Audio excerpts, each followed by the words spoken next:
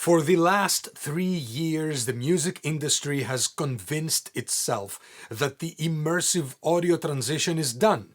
We adopted Dolby Atmos. We got the badge on Apple Music. We thought, mission accomplished. I'm Pat Mavromatis. I've mixed iconic records in Dolby Atmos and have generated over 570 million streams, and I'm here to tell you the war has barely started. While we were all focused on getting that Dolby logo on streaming services, the biggest tech giants in the world quietly started building entirely new ecosystems that don't rely on the standard delivery you are currently paying for. There are two massive new formats coming online right now, and one other that I am 99% sure you've never heard of.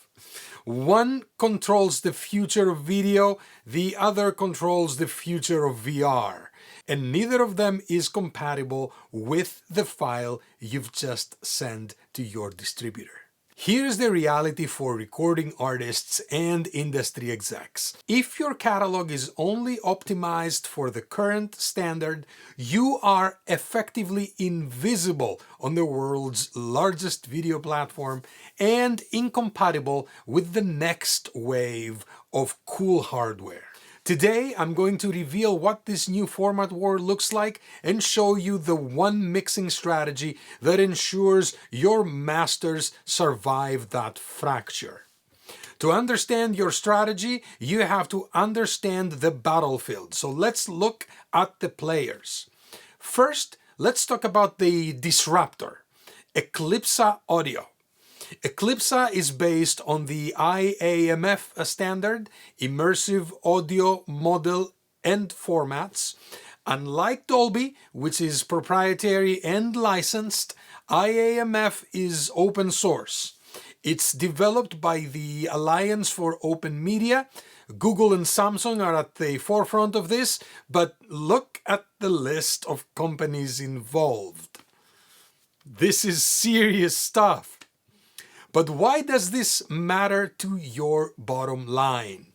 Two reasons. One, hardware scale.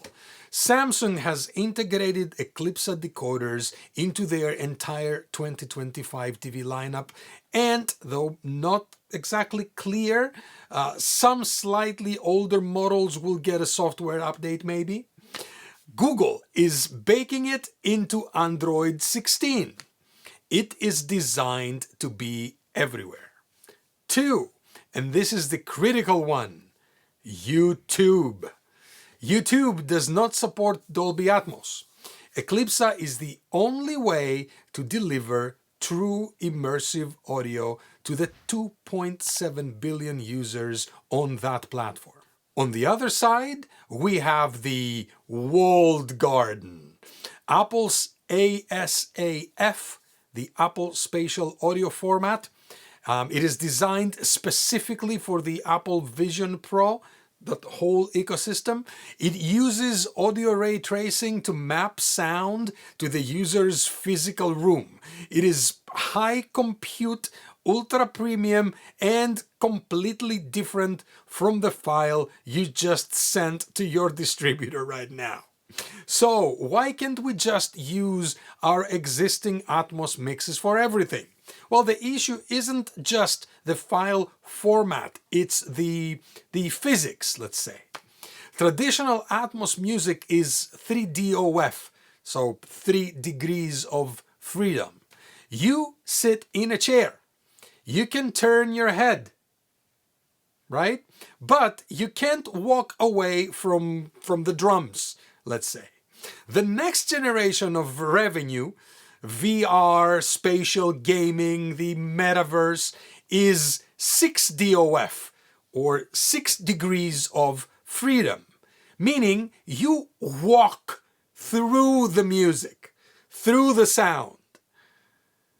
If you've already done any immersive mixes and they rely heavily on channel beds where everything is baked into a static 7.1.2 shape, those mixes will fail in 6 degrees of freedom. They break the immersion. When a user walks forward in VR, the sound doesn't react properly because the spatial data isn't granular enough. This is where the money is: immersive sync licensing. So that immersive sync licensing for VR games and ad campaigns is paying massive premiums. $20,000 placements are not uncommon, but they require assets that work in 6 degrees of freedom. If you don't have them, you do not get the sync. This sounds like a nightmare, right? Does this mean you need 3 different mix sessions for every song? One for Dolby, one for Eclipse, one for Apple? Absolutely not. But absolutely not if you have the right production strategy. At the Living Room Studios, we don't chase formats. We build a source of truth. We still use Dolby Atmos, the ADM-BWF, as our production container. But, and this is the secret, we discuss the project scope with the client first, of course, and mix with a carefully planned high object count strategy. By keeping as many audio elements as discrete objects rather than baking them into beds, we create a supermaster. This ADM-BWF contains all the spatial DNA we need. From this one source of truth master, we have the flexibility to deploy anywhere. We can adapt and deliver to Apple for Vision Pro. We can transcode to Eclipse for YouTube. We could even potentially adapt to Audio Vivid, the new ultra-high definition standard by Huawei that is currently sweeping the Asian market, which is an object-based format. Anyways, if the mix is planned and built correctly, these are managed deliverables. If the mix is built poorly, stuck in static beds, converting to Eclipse or adapting to ASAF requires a full, expensive remix. Now, I need to be technically precise here. I don't want to sell you a fantasy that this is just a magic button.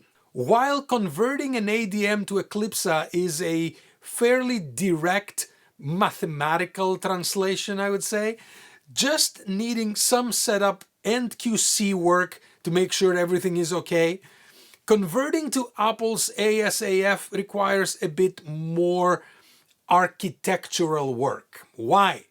Again, because the physics are different. Dolby Atmos thinks in a grid, XYZ coordinates.